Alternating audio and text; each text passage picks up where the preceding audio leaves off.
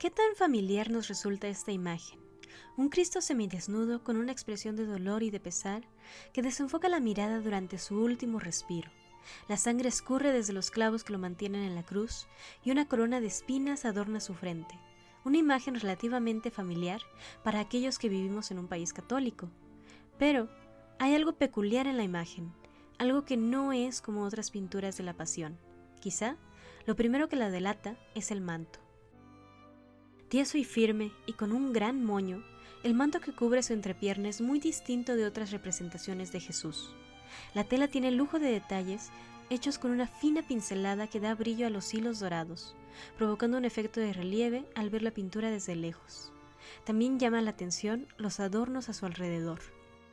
Donde en otras pinturas de la crucifixión de Cristo veríamos un paisaje desértico y quizá algunos personajes bíblicos, aquí vemos unos adornos de apariencia metálica en el piso y otros más que parecen estar levitando en la noche.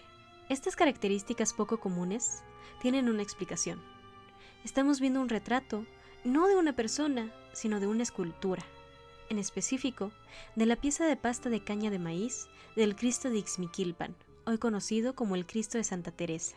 Esta pintura fue hecha por uno de los artistas más célebres de principios del siglo XVIII, José de Ibarra.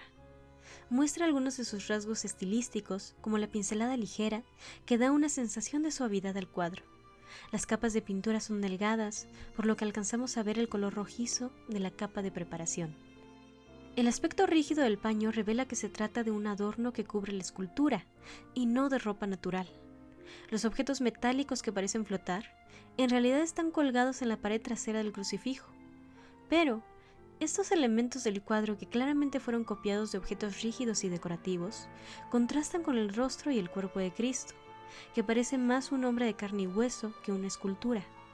Aquí cabe mencionar lo que la autora Ana Lourdes Montero Alarcón señala, pues llama la atención que el rostro pintado por Ibarra en poco corresponde a las facciones de influencia indígena que observamos en la imagen del Cristo original. La escultura retratada fue una imagen milagrosa, cuya leyenda atribuía su origen al minero Alonso de Villaseca, quien supuestamente la había traído desde España.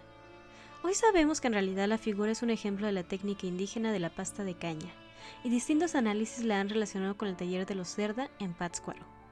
Supuestamente, la escultura había estado en la iglesia de Mapeté, en Cardonal de las Minas de Plomo Pobre, en las cercanías de Ixmiquilpan, desde 1545.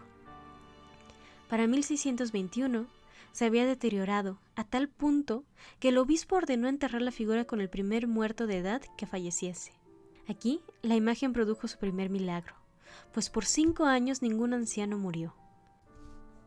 Pasaron otros sucesos milagrosos, pero la imagen se mantuvo deteriorada hasta que un ventarrón desprendió el techo de la iglesia, elevando al Cristo en el aire y separándolo de su cruz. Cuando lo volvieron a encontrar, se había renovado a la forma que ahora presenta.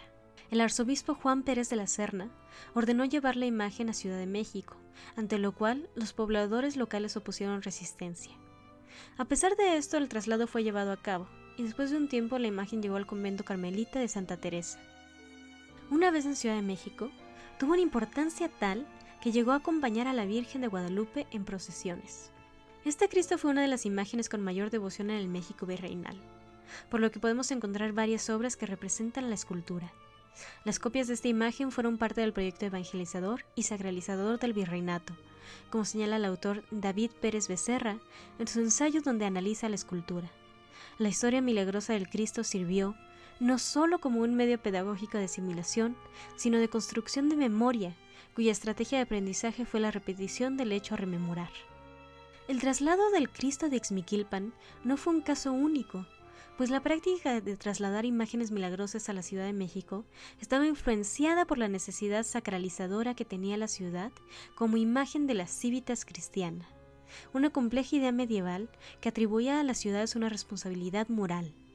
Para lograr esto, la ciudad requería de reliquias o imágenes que representasen un vínculo espiritual, en especial cuando no se contaba con santos locales. Después de un temblor en 1845, el Cristo quedó descompuesto, pero se pudo restaurar, al igual que la capilla del convento donde residía.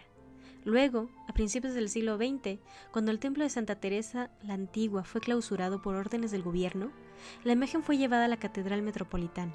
Aunque la devoción a esta imagen ya no es la misma que en la época virreinal y en muchos sentidos ha quedado en el olvido, en el municipio de Cardonal todavía se le celebra.